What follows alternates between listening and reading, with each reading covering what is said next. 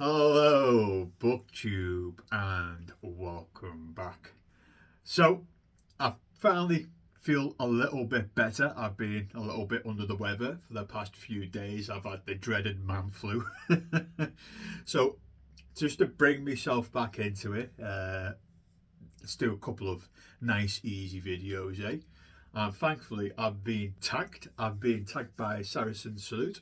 Cheers, mate. I'll link his video down below. Go and check out his stuff and give him a sub as well. Especially if you like your non-fiction, he's a really good booktuber in my humble opinion.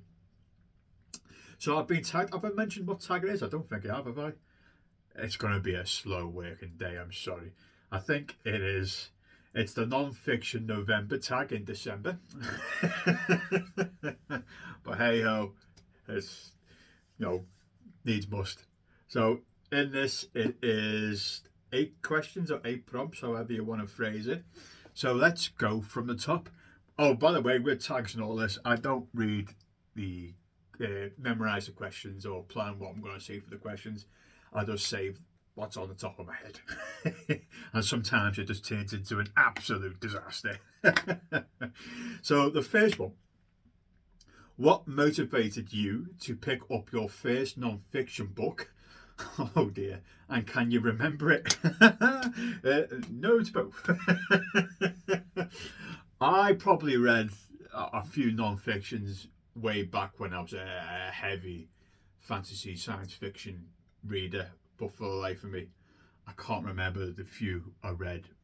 But more recently, when I started to read a lot more non-fiction than I was reading, is probably anything by Bill Bryson. I wanted it a kind of like a comic travelogue because I do like travelogues anyway, and something comic, just to ease myself into the non-fiction world, and that's where Bill Bryson is great at. So I think it started. I didn't start on his most famous one, which is A Walk in the Woods, I believe. I think it was Down Under. Yeah, I think it was Down Under, the first one I picked up, and I absolutely loved it. And then I indulged myself with every single Bill Bryson book there is. I love me some Bill Bryson. If you like, dry, witty humour, go and pick up a Bill Bryson. He is great. So I think that was the first question done, isn't it? I can't remember. I think I started reading a lot more non-fiction before I started watching BookTube. But the first person who properly got me into reading a lot more widespread books, non-fiction books, are booktubers like a Book Olive. She was probably one of the first ones, the Book Olive. Do you know what? I don't think he makes videos anymore. I've not seen him for ages, and because of that, I've just forgotten everything about him.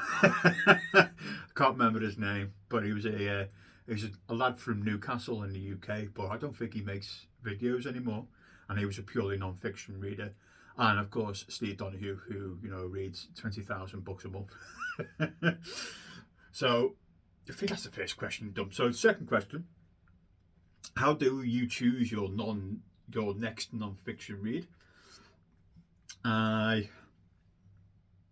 It depends. It really does depend. If I am okay, I really enjoyed this book. Let's say, I don't know, it's a book about space.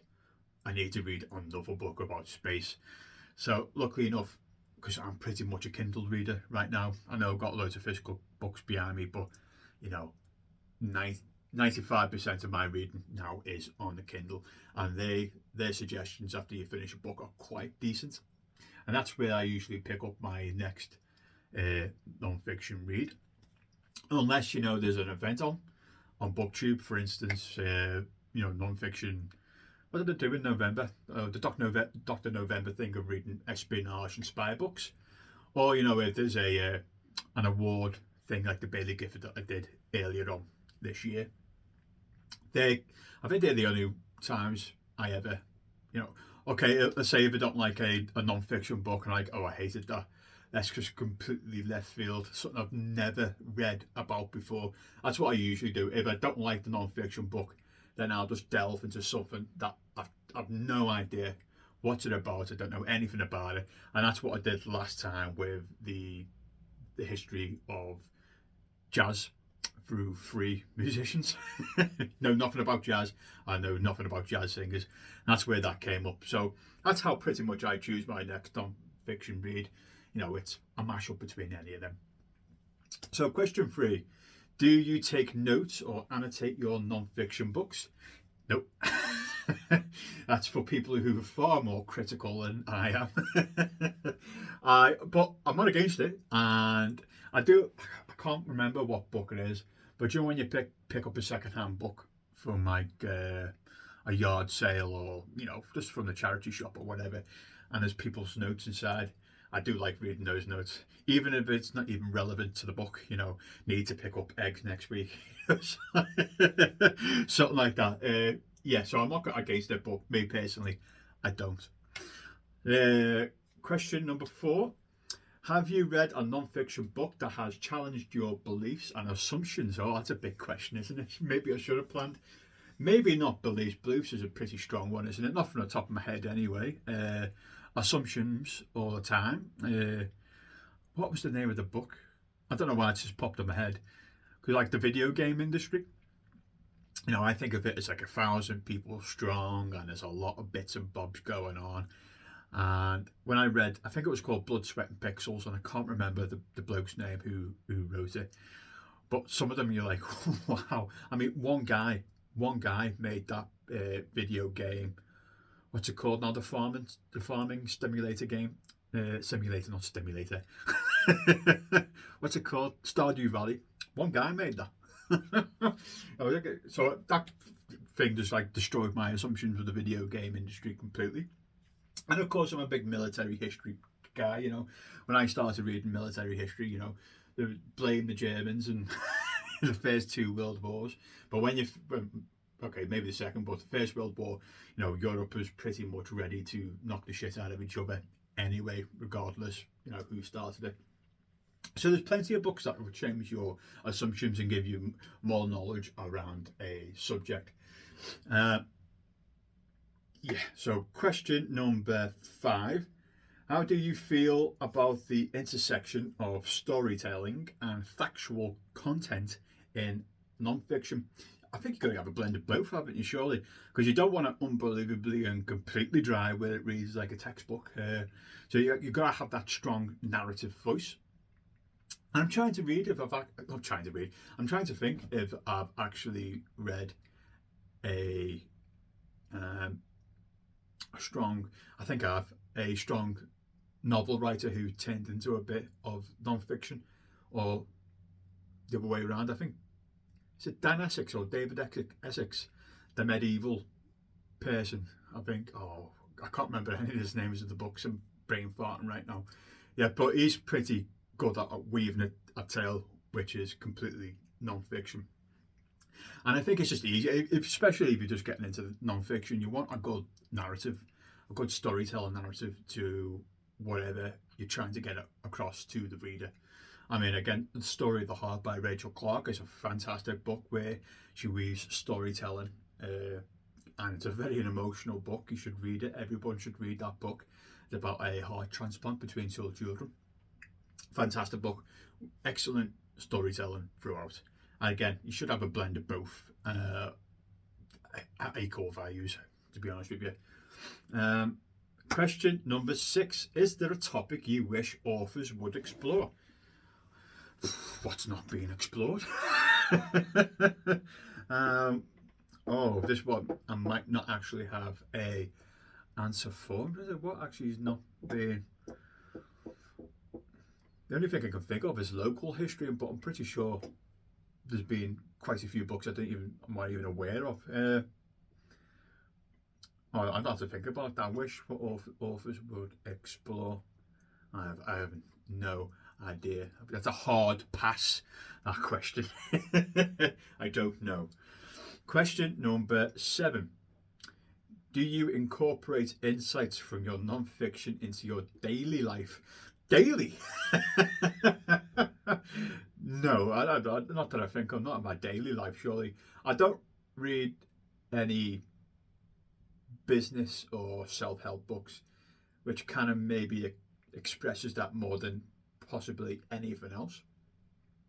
I think where, for me, non-fiction creeps up with, if you're in a pub with your mates, and you're just talking crap, aren't you? And you might give like a bit of an insight or a bit of knowledge that they don't know what you do, and and they'll give you an eye roll and go, okay, yeah, oh, come on, back to sleep now. Or again, in a pub quiz or any quiz, that's the only time I can think an actual bit of incorporate my insights somewhere of what I've read. And question 8: choose just one book from your non-fiction collection to highlight. Oh, okay. What am I gonna do here? Now, do you know what? Just grab these. Oh, I'm out of shot. I promise you, I've not gone away here. Here we go.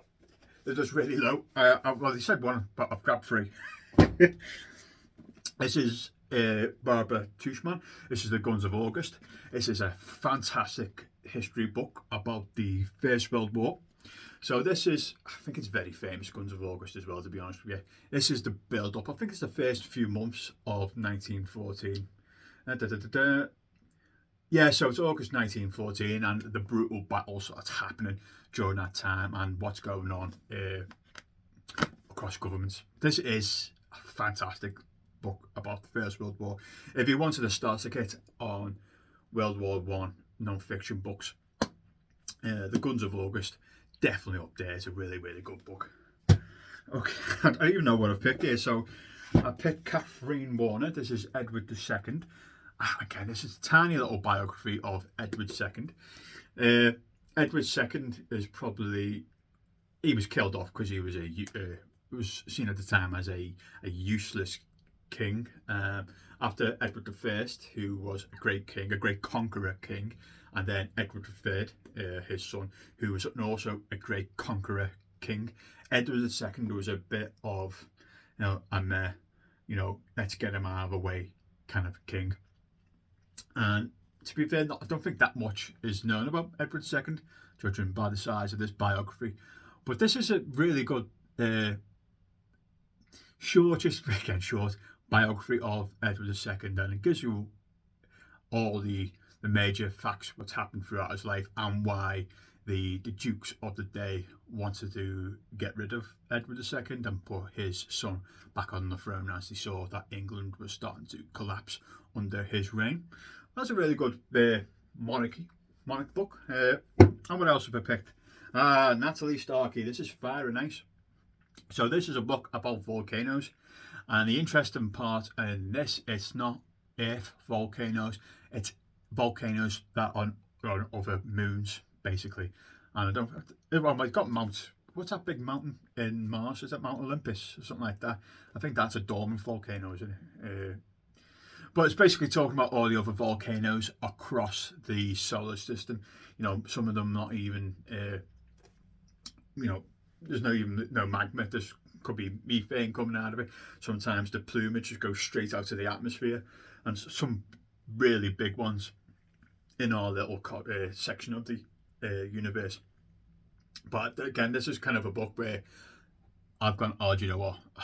I hated that non-fiction book. Let's see volcanoes across the solar system. That's for me.